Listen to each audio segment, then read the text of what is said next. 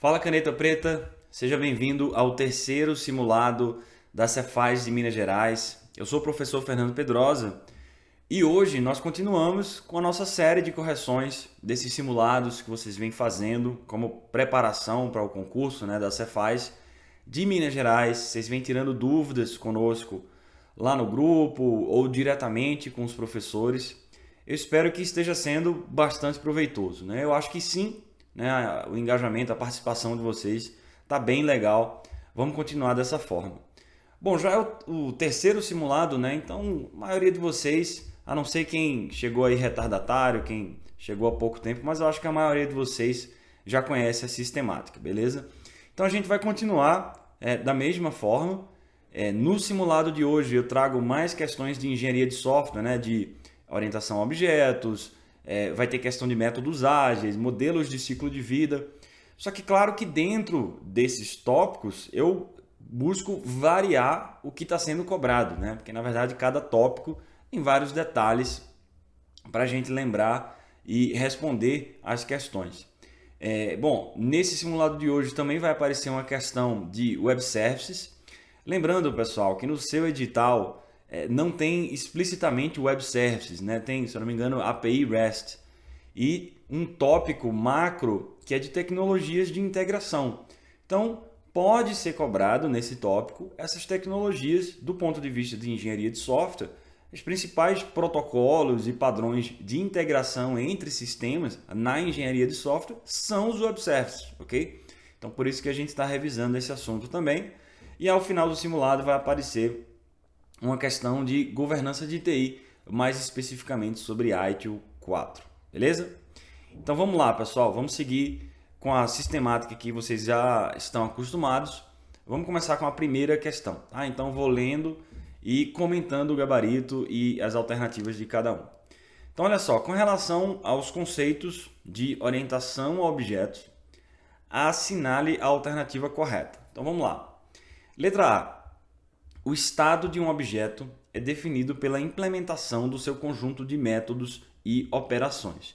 Pessoal, essa letra A está falsa, porque a gente sabe que, na verdade, um objeto ele tem três componentes. Ele tem estado, comportamento e identidade. Se eu não me engano, no simulado anterior eu comentei sobre a identidade, alguma característica do objeto que o identifica univocamente em relação aos demais. O seu comportamento, aí sim, é o seu conjunto de métodos e operações. Só que o seu estado, ele é o conjunto dos valores correntes de seus atributos, dos seus campos, das suas informações. Então, o estado do objeto ele é refletido pelo valor dos seus dados em determinado momento. E não dos seus métodos e operações. Esse é o comportamento, beleza? Então, falsa letra A. Letra B. Os membros privados de uma classe podem ser herdados, mas não podem ser acessados diretamente por suas classes derivadas. Pessoal, verdadeira, essa letra B é a resposta da questão. Veja, é claro que a implementação disso pode variar de acordo com cada linguagem de programação. Normalmente, quando a gente pensa em exemplos, a gente pensa em Java, a gente pensa em C#, a gente pensa nas linguagens comerciais mais conhecidas. Então, por exemplo, você pode fazer o teste aí. Você define uma superclasse, coloca alguns atributos nela e alguns dos seus atributos vão ser privados, certo? Você coloca lá private, alguma coisa lá para definir um atributo. Conceitualmente, o que a orientação a objetos diz é que esses atributos, os seus comportamentos, o estado da classe pai, ele é herdado, Ou seja, esses valores eles são herdados pelas classes derivadas, pelas classes filhas. Mas você não consegue acessar esses valores diretamente. Por quê? Porque a gente estuda lá nos modificadores de acessibilidade que tem o público, o protegido, o pacote e tem o modificador privado, que diz que o elemento só pode ser acessado pela própria classe que o define. Então, conceitualmente, esses elementos eles são herdados porque na herança você tem esse reuso, você herda tudo que vem do pai, mas você não consegue acessar na classe filha. Você pode testar aí, definir uma classe pai em Java, uma classe filha, e na classe filha você tentar acessar, colocando o nome de um atributo privado da classe pai. Ele não vai ser visível. Você não vai conseguir acessar esse atributo. O que você consegue fazer é acessar métodos públicos, que aí sim na classe pai tem acesso aos seus atributos privados, mas aí na classe filha você não consegue acessar elementos privados da classe pai, apesar deles serem herdados conceitualmente. Então é algo meio estranho mesmo, né? Pô, como é que eu estou herdando, mas eu não estou acessando? Mas é assim mesmo, porque o modificador de acessibilidade privado faz isso. Então, letra B, verdadeira. Os membros privados de uma classe podem ser herdados, mas não podem ser acessados diretamente por suas classes derivadas. Isso é a regra geral, né, pessoal? E claro, tem trocentas linguagens orientadas a objetos. Hoje em dia, essa é a regra geral. Eu estou pensando aqui, né, ao colocar essa alternativa para vocês, estou pensando nas linguagens principais, né, as que a gente estuda para concursos, né, principalmente Java, que eu utilizo muito aqui como exemplo, porque ainda é a linguagem comercial ou de órgãos públicos, né? A gente estava até discutindo isso um dia desse. Me perguntaram, né, qual é a linguagem que você acha que é mais utilizada nos órgãos públicos? Pessoal, as linguagens comerciais mais comuns, porque é mais fácil de você, inclusive, contratar, trocar de empresa, fazer terceirização, né? Encontrar profissionais no mercado. Então é Java, é PHP, algumas linguagens da Microsoft, né? .NET, não fogem muito disso, ok? Então a gente sempre pensa nessas linguagens comerciais mais comuns. Vamos ver o erro das outras.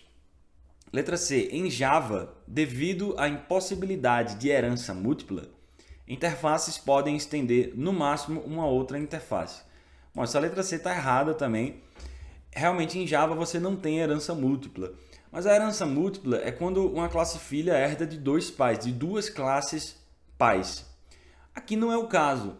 Quando você tem uma interface que estende outra interface, aí sim você pode ter uma extensão de múltiplas interfaces. Então a interface A que estende a interface B, C, D, ou seja, eu posso ter uma interface estendendo de várias outras interfaces. Significa simplesmente que essa interface ela vai ter que ter a assinatura dos métodos, né? Quem implementar essa interface que está estendendo de várias outras vai ter que implementar todos os métodos que estão definidos em todas essas interfaces. Por aquela questão que a gente chama de transitividade, né? Então, se eu estou implementando de uma e essa outra implementa outra, que implementa outra, no final das contas eu tenho que implementar os métodos de todas elas.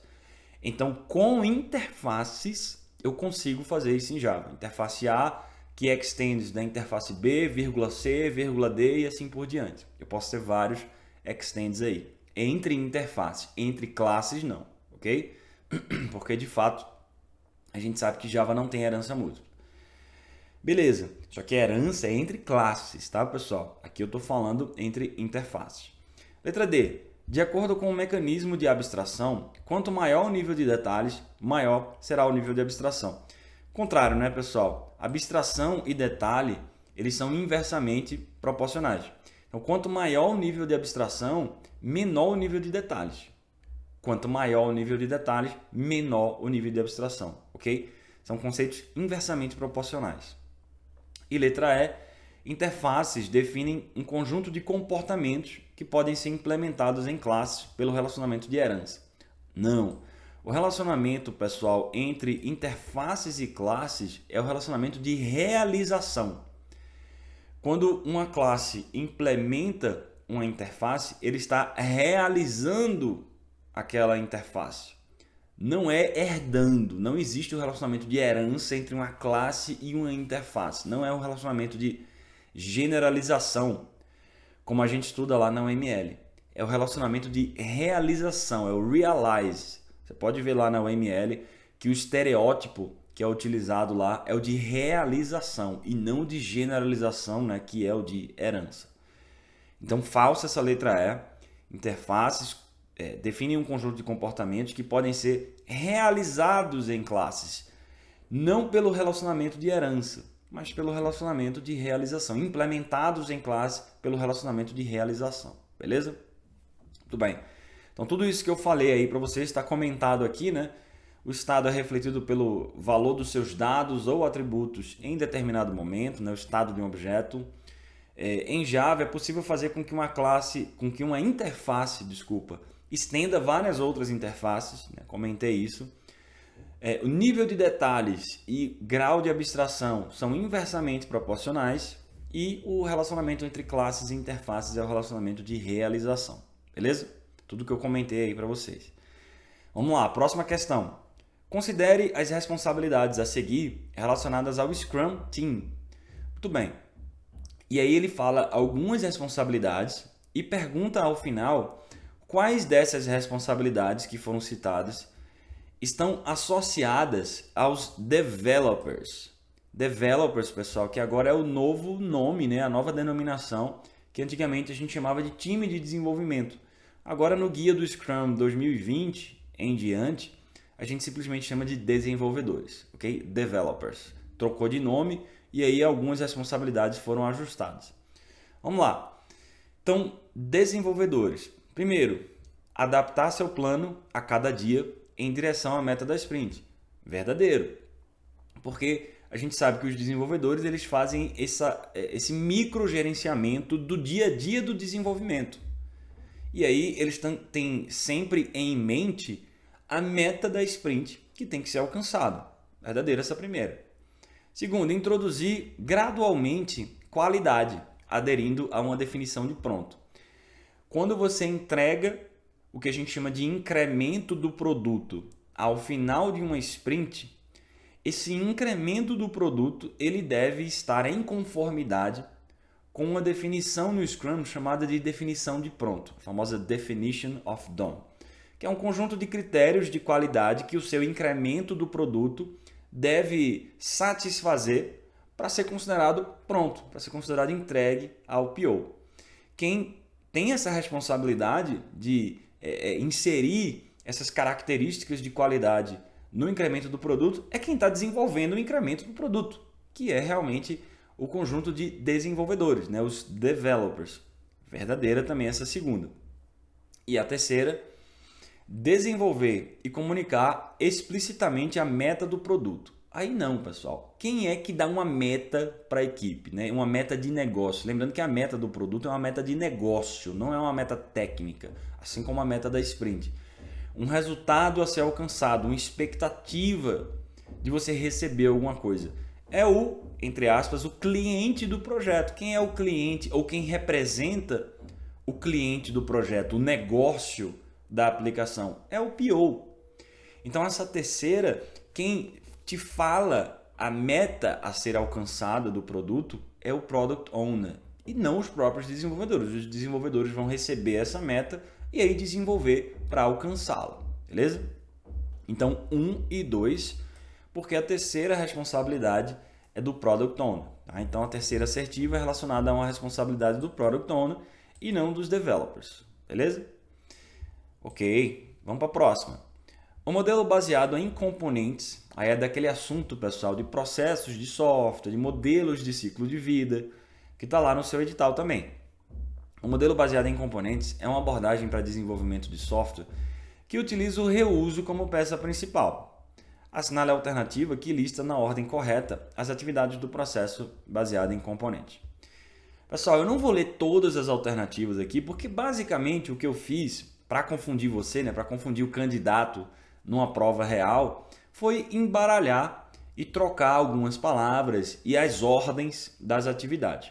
O que eu vou comentar aqui com vocês é lembrar como é que funciona esse processo baseado em componentes e quais são as características especiais dele. Porque quando a gente estuda modelos de ciclo de vida, é exatamente aquele assunto onde a gente passa por modelo em cascata, iterativa incremental, espiral, modelos evolutivos, etc, etc. E um deles é o modelo baseado em componentes. A característica do modelo baseado em componentes é que ele é muito focado em reuso de componente. Então, na verdade, ele parte da ideia que a organização ela já tem o que a gente chama de biblioteca de componentes, né? Ela já tem um conjunto de componentes homologados, validados, né? Que funcionam nessa organização. E aí, ao desenvolver um novo software, a ideia é você montar esse quebra-cabeça. A ideia é você reutilizar ao máximo possível esse conjunto de componentes para implementar as funcionalidades necessárias daquele projeto ou daquele produto. E é tão apurado esse processo que você pode, inclusive, modificar os próprios requisitos da aplicação para se adequarem aos seus componentes. Que é isso daqui, ó. O que responde a essa questão é uma imagem que a gente tem lá na nossa aula de modelos de ciclo de vida. Isso aqui já caiu em prova algumas vezes, que é exatamente esse processo baseado em componentes, né? A ordem das atividades que ocorrem no processo baseado em componente. Então, olha só que interessante. Você começa com a especificação de requisitos, normal, né? Antes de eu desenvolver um produto, eu preciso saber quais são os requisitos dele. Ok. Só que aí, logo depois de saber quais são os requisitos que eu preciso desenvolver, eu vou analisar os meus componentes. Eu, como organização, eu tenho um conjunto de componentes já homologado, já na minha biblioteca de componentes organizacionais para atender os requisitos, para implementar as funcionalidades. Só que provavelmente, para um novo projeto, é possível que eu não tenha todos os componentes ou que alguns desses componentes não sejam exatamente o que eu preciso para aquele caso. E aí é que vem a parte interessante do processo baseado em componentes, que é essa caixinha aqui, ó, que só ocorre basicamente nesse processo, que é a modificação de requisitos. Porque veja, um projeto normal, digamos assim, você especifica requisitos e aí você vai adaptar a sua implementação para atender os requisitos, que é o que o cliente quer. Aqui, na verdade, está acontecendo algo diferente. Você especificou requisitos, depois analisou seus componentes e aí você volta para os requisitos para modificar os próprios requisitos para se adequar aos seus componentes. Então, em vez de você adequar o seu componente para atender o requisito, você está fazendo o contrário. Você está adequando o requisito para se adequar ao componente que você já tem. Porque é esse foco do reuso máximo, né? De você já reaproveitar aquilo que você já tem na sua biblioteca de componentes. Então, você pode modificar o próprio requisito para isso. Aí depois você vai para o projeto do sistema, desenvolvimento, validação, né? O resto é normal. Mas essa caixinha aqui de modificação de requisitos, ela é uma caixinha especial aqui desse processo de componente. Você pode modificar o próprio requisito para se adequar aos seus componentes. Então, voltando aqui, exatamente a letra E. Especificação de requisitos, análise de componente, modificação, projeto, desenvolvimento e validação. Essa ordem aqui que eu mostrei para vocês. Todas as outras alternativas, elas estão fora de ordem ou embaralhadas aí nas atividades, ok? Mas eu só queria então lembrar nessa questão essa característica do processo baseado em componentes. É que você pode voltar para os seus requisitos e modificar os próprios requisitos para se adequarem aos seus componentes. Esse não é o normal, não é algo normal que a gente faz em outros processos, a não ser aqui no processo baseado em componentes, onde a gente está muito preocupado, muito focado nessa questão do reuso, beleza? Então a letra E lista a ordem correta. É importante lembrar que após a análise de componentes, é possível você modificar os requisitos para encaixá-los nos componentes disponíveis. Isso é uma característica bem forte do processo baseado em componentes, beleza? Muito bem. Vamos para a próxima. Agora uma questão sobre web services, né, que eu falei para vocês, que entra nessas tecnologias de integração de sistemas. A gente vai falar sobre SOAP, né? Quando a gente estuda web services, a gente sabe que ele é baseado numa pilha de protocolos e padrões e basicamente a gente estuda três principais. Se eu não me engano, no simulado anterior a gente viu um pouco sobre WSDL, hoje a gente vai ver um pouco sobre SOAP. Então são três padrões, né, que a gente utiliza como principais em web services: SOAP, WSDL e o DDI. SOAP, Simple Object Access Protocol, é o protocolo que faz de fato a entrega das mensagens. Ela é quem transporta o conteúdo de mensagens web services de um cliente para o servidor ou vice-versa, né? Porque pode ser bidirecional aí. A gente sabe que SOAP ele tem uma estrutura. SOAP, pessoal, é basicamente uma mensagem SOAP, é basicamente um arquivo XML. Só que ele tem uma hierarquia, ele tem uma estrutura na sua forma de implementação, né? na sua forma de criação. Lembrando que SOAP, assim como os web services em geral, eles podem ser transportados por HTTP, que é o mais comum, tá? Que o HTTP é o protocolo de comunicação da internet.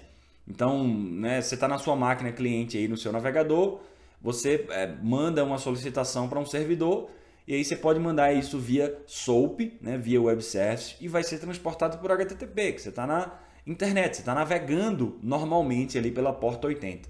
Normalmente é o que acontece, tá? Mas não é obrigatório que mensagens Web Services, mensagens SOAP, sejam trafegadas necessariamente por HTTP.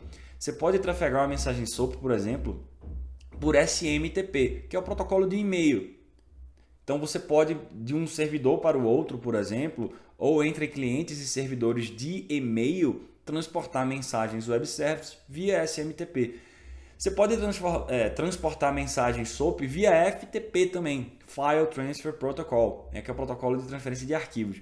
Então, o que eu estou querendo dizer?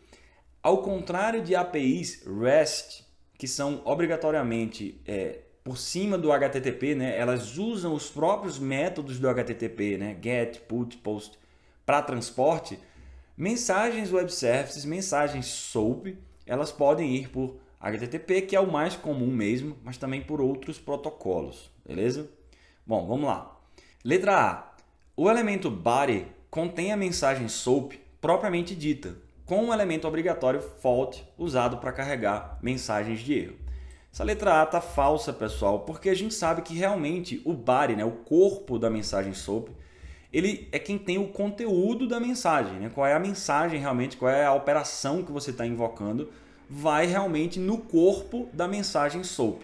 Só que esse elemento fault, ele não é obrigatório, ele só aparece caso você queira enviar uma mensagem de erro. Ele realmente é utilizado para carregar mensagens de erro, mas ele não é obrigatório. É um elemento opcional, ele só vai aparecer se você tiver uma mensagem de erro. Tá? Então o erro está aqui nesse elemento obrigatório fault. Isso daqui não é verdade, ele é opcional. Letra B. O elemento envelope é opcional. É a raiz do documento XML e identifica o documento como uma mensagem SOAP. Pessoal, a alternativa estaria toda correta se não fosse por essa palavra opcional. De novo, o envelope ele realmente é a raiz da mensagem SOAP, só que ele é obrigatório, porque ele é exatamente o elemento que identifica esse arquivo XML como uma mensagem SOAP. O que eu disse a vocês, uma mensagem SOAP é basicamente um arquivo XML que você está transferindo de um lugar para o outro. Se você não tem o envelope dizendo que isso é do namespace ou de um padrão, de um protocolo SOAP, ele é só um arquivo XML. Então o envelope ele é o primeiro elemento do arquivo e ele é obrigatório, é a raiz do documento e identifica esse arquivo XML, o próprio arquivo, né, que está sendo transportado, como uma mensagem SOAP, ok? Então, o envelope é obrigatório. Letra C. Utiliza apenas o protocolo HTTP como mecanismo de transporte. Acabei de explicar para vocês que não.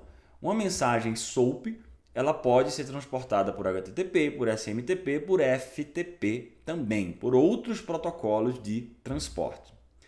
Letra D. O header é um elemento opcional e carrega informações adicionais para a aplicação, como autenticação, autorização e assinatura digital. Aí sim, verdadeira, a letra D, pessoal, é a resposta da questão. O header, ele aparece lá, caso apareça, ele vem depois do envelope e antes do corpo, e ele é opcional.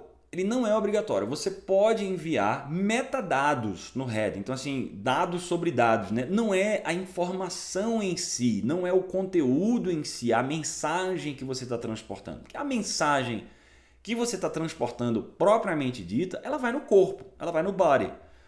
Mas o header é quando você quer transportar metadados, algumas informações complementares, como, por exemplo, essas aí que vocês estão vendo. Uma autenticação, uma autorização, né? O login do usuário, coisas desse tipo. Mas isso não é obrigatório, porque não é toda mensagem que vai ter login, senha ou alguma informação de autenticação, de assinatura digital, por exemplo, do usuário. É opcional. Se tiver, você envia esses metadados pelo header, pelo cabeçalho. Mas não é obrigatório que tenha. Então a letra D está certa. É um elemento opcional, carrega informações adicionais. Vamos ver o erro da letra E. Pode transportar arquivos em formato TXT ou JSON, além de XML. Não, pessoal. Isso daqui é para mensagens REST. Mensagens SOAP são sempre no formato XML. Sempre. Não existe mensagem SOAP em formato texto, em formato JSON. É sempre em formato XML, beleza? Então aqui, ó, revisando rapidamente com vocês, SOAP é o protocolo de encapsulamento e transferência de dados em formato XML. Independe de tecnologia ou linguagem de programação. Qualquer linguagem que consiga interpretar XML consegue interpretar uma mensagem SOAP. E aí, como eu disse, tem 3 elementos: o envelope, o cabeçalho e o corpo. Então tá aqui, né, o que respondia a questão, que são esses comentários que eu fiz para vocês. O envelope, ele é um elemento obrigatório, ele é o elemento raiz. É o primeiro elemento de uma mensagem SOAP.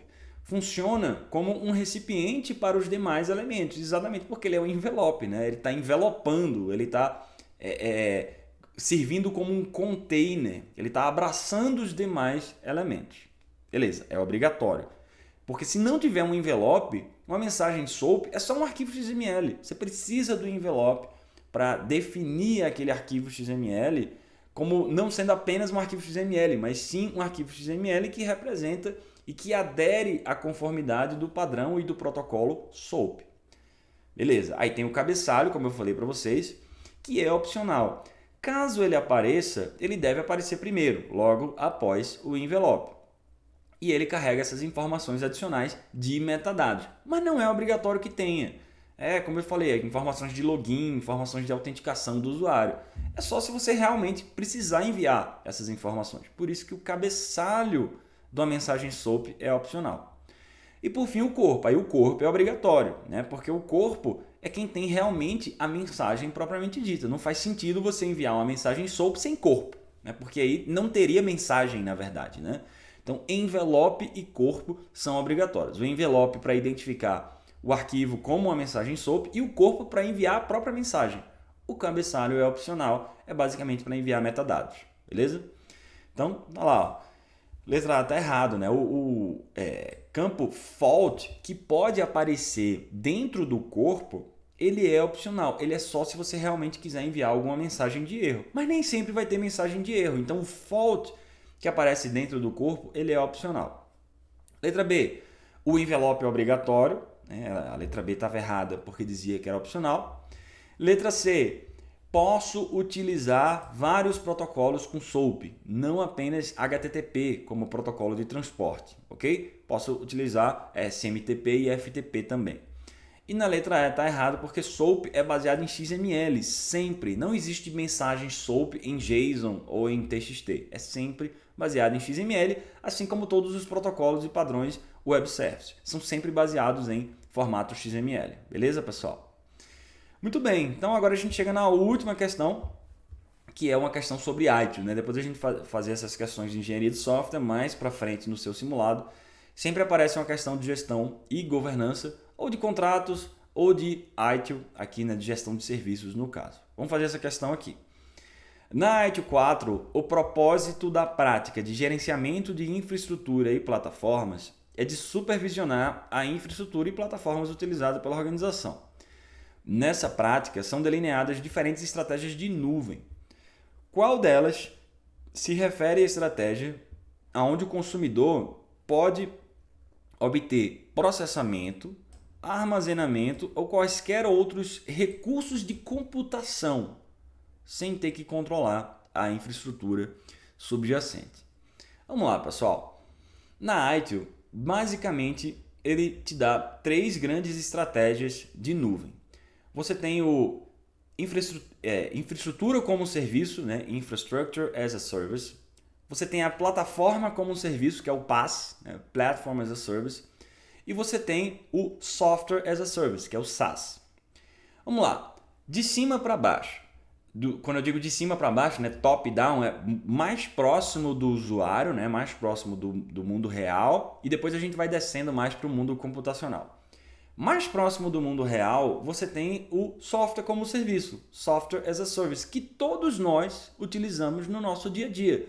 Quando você utiliza, por exemplo, um Google Docs, por exemplo, ou o próprio Gmail, essas aplicações elas estão na nuvem. O que é a nuvem, pessoal? Nada mais é do que um conjunto de recursos computacionais, né? Aquela coisa, um servidor que está na máquina de alguém, não está na sua máquina, aquela aplicação. Basicamente isso, né? Se a gente for definir nuvem da maneira mais simples possível, é um computador que está rodando na rede de outra pessoa. E aí você consegue acessar e utilizar aquilo como um usuário. Então todas essas aplicações que a gente utiliza hoje na internet, praticamente todas elas são software como um serviço. Pode ser um serviço gratuito, né? É o caso do Gmail, é um caso do Google Docs, um serviço pago. Você pode ter uma conta paga também desses serviços para ter mais armazenamento, para ter backup, para ter outras funcionalidades a mais. Tá? Então esses serviços aí, como o Dropbox, por exemplo, o Google Drive, é tudo serviço de nuvem. Então, software as a service. Você está pagando e você não precisa se preocupar com as tecnologias que estão ali por trás. Você simplesmente utiliza um conjunto de funcionalidades daqueles serviços a um custo que você considera razoável. Pode ser gratuito ou você pode ter uma versão paga também desse serviço. Esse é o Software as a Service, é o que você, usuário, realmente utiliza. O Platform as a Service, que é o famoso PaaS, ele é um meio termo, ele está no meio do caminho. Eu vou dar um exemplo para vocês. Esse sisteminha que vocês utilizam para fazer os nossos simulados, quem desenvolveu ele fui eu mesmo. Eu utilizei Python com Flask, depois a gente pode até conversar mais sobre isso. Isso aqui não é uma aula de desenvolvimento, não, mas eu sempre fui desenvolvedor e aí a gente estava precisando de um sisteminha de simulados e tal, porque a gente testou vários e, enfim, nenhum deles funcionava muito bem para a gente. Então a gente resolveu fazer o nosso sisteminha. Eu tinha que publicar isso em algum lugar, tinha que publicar isso em algum servidor para vocês acessarem. O que eu utilizei é um Platform as a Service famosíssimo aí da internet, que é o Heroku. Depois vocês procuram aí, heroku.com. É exatamente um serviço, um provedor de plataforma como serviço. Então, por que eu digo que é um meio termo? Porque quando você publica alguma coisa num provedor de PaaS, né, de plataforma como serviço, você não necessariamente precisa se preocupar com os detalhes de baixo nível do servidor que você está publicando, porque quando você vai para um servidor puro, né, que é o tradicional, né? Lembra lá alguns anos atrás, pessoal, quando a gente não tinha essa história de nuvem, como é que você fazia para publicar alguma coisa na internet num servidor? Porque você precisa de um servidor, né? Você precisa publicar num servidor de aplicação, você precisa publicar num servidor web. Quando você vai nessas empresas aí de hospedagem, quando você fazia isso antigamente, você pode fazer até hoje também, mas hoje em dia as pessoas utilizam muito mais a nuvem. Você comprava lá um espaço, você comprava um pedaço de uma máquina basicamente, e ele te dava uma máquina bem crua, dizendo, olha, tá aqui, ó, você tem um endereço, você pode publicar os seus arquivos aí, tá aí uma máquina Windows para você e você se vira. E você tinha que sair instalando as coisas do zero e você tinha que se preocupar com backup, você tinha que se preocupar com armazenamento, coisas desse tipo. Numa plataforma como serviço, é claro que por trás a gente sabe que tem uma máquina, sei lá, virtual, rodando Linux. Assim, a gente sabe isso porque você vai pesquisar isso depois. Mas você não precisa se preocupar com isso. Então, voltando para o exemplo que eu estava dando para vocês, né? Esse sisteminha de vocês de simulado, quando eu fui publicar no Heroku, basicamente eu empurrei o meu código lá do GitHub, né, que está no nosso repositório de gestão de configuração, eu empurrei lá para essa plataforma. E aí, claro, cada plataforma tem alguns conjuntos de arquivos de configuração. E na configuração eu falei, olha, eu quero rodar Python 3.8. Alguma coisa, né? Você especifica uma versão. Eu quero esse servidor web aqui para mim, se eu não me engano eu usei o G-Unicorn. Enfim, servidores Python com tais configurações de pacote, que são as dependências da minha aplicação. Só isso. Então, ao empurrar o meu código com alguns arquivos de configuração para essa plataforma, ele já sobe para mim um conjunto de recursos que ele sabe que eu vou utilizar, porque eu coloquei no arquivo de configuração. Então, por exemplo, eu coloquei lá no arquivo que eu vou utilizar uma base de dados Postgre. Então, todos os dados estão num SGBD Postgre. Ele sabe que ele precisa instalar o Python numa determinada versão. Ele sabe que ao instalar o Python, ele precisa baixar os pacotes que eu especifiquei e assim por diante. Então, a plataforma como serviço, você não precisa se preocupar com o sistema operacional, você não precisa se preocupar com algumas questões de baixo nível, mas a plataforma como serviço já é uma coisa voltada mais para o desenvolvedor. Veja que não é essa coisa pura do usuário. porque eu falei do software como serviço, né? Porque o software como serviço, você não se preocupa com nada de implementação. Você é somente usuário, entra lá no Google Docs, usa aquilo na nuvem, acabou. Na plataforma não, já é algo mais para o desenvolvedor. Aí eu tenho que especificar, né? Coisa de desenvolvedor mesmo. Olha, eu quero usar Python, eu quero usar esse banco de dados, eu quero usar esses pacotes daqui. E ele instala para mim. Mas veja que eu ainda não estou no nível de infraestrutura, que é a resposta da questão, né? Voltando aqui para a questão, é a letra A, que a questão está perguntando exatamente isso. Ó. Qual dessas estratégias se refere onde o consumidor pode obter processamento, armazenamento e outros recursos de computação? Então veja, na infraestrutura como serviço, eu estou descendo mais ainda o meu nível e eu estou buscando, na verdade, recurso computacional. Eu não estou falando que eu quero tal banco de dados, tal linguagem de programação, isso aí já é no nível de plataforma. No nível de infraestrutura, basicamente eu digo, olha, eu quero uma máquina virtual, Linux, que tem tanto de memória RAM, que tem tanto de armazenamento, e você já provê para mim a infraestrutura de rede, a infraestrutura de backup e algumas questões básicas subjacentes. Eu não quero me preocupar com isso, mas eu quero saber qual é o sistema operacional, eu quero ter a possibilidade de configurar ele. Então veja que você na infraestrutura como serviço, você já está no nível do SO. Você sabe exatamente o que tem naquela máquina que você está recebendo, se é Windows, se é Linux, qual é a distribuição, quanto de memória tem, quanto de processamento tem.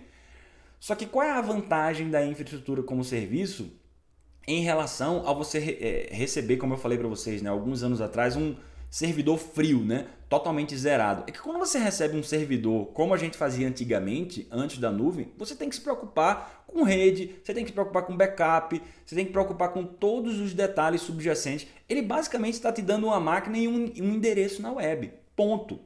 Todo o resto você que tem que se preocupar. Na infraestrutura como serviço, na nuvem, você já sobe um pouquinho mais de nível. Apesar de ser o nível mais baixo, né? O nível mais técnico, mas você já sobe um pouquinho de nível.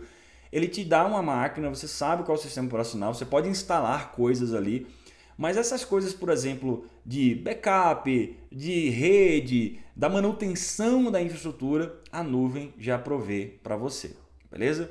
Então aqui, ó, na letra A, B e E, são essas estratégias que eu falei, né? Ó, na letra B a gente tem Software as a Service, na letra E, Platform as a Service.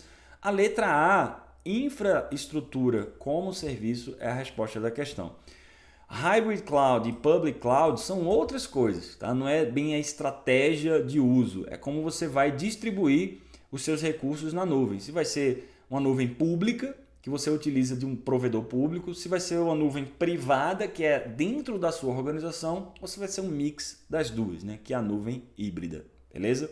Eu sei que a explicação foi um pouco longa aqui, mas eu queria dar exemplos, né, de como é que essas estratégias diferentes de nuvem funcionam. Então, desde o mais alto nível, que é o software como um serviço, até o nível intermediário, que é a plataforma como um serviço, onde já é uma coisa para o desenvolvedor, mas ele não precisa se preocupar com o sistema operacional, ele não precisa se preocupar com recursos computacionais nem nada, ele só diz o que é que ele vai utilizar. Ah, eu quero tal linguagem, com tal banco, com tal pacote. E aí o terceiro nível, que é descendo mais um pouco, que é a resposta da questão, que é o infraestrutura como um serviço. Aí sim, você já está em nível de sistema operacional mesmo, você sabe quanto tem de memória, quanto tem de processamento. Você consegue configurar algumas coisas, mas sem ter que se preocupar com as questões subjacentes de infraestrutura, de rede, de backup, essas coisas a nuvem já faz para você, beleza? Muito bem, então tá aí, ó. Estrutura como serviço é uma estratégia para abstrair vários detalhes de baixo nível da infraestrutura de rede subjacente, como recursos de computação física, localização, né? Você não precisa se preocupar onde está a sua máquina, particionamento de dados, segurança, backup, sistema operacional. Essas coisas já vêm providas para você pela própria nuvem, como eu expliquei, beleza?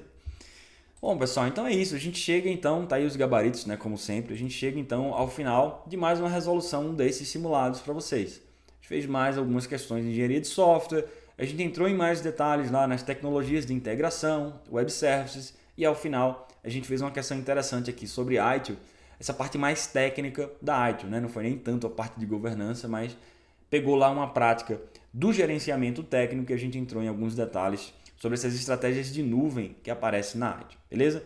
Como sempre, se vocês tiverem dúvidas, nos acionem no grupo ou privativamente. A gente vai ter o maior prazer em responder. E é isso, pessoal. Continuem estudando, que vocês vão errando.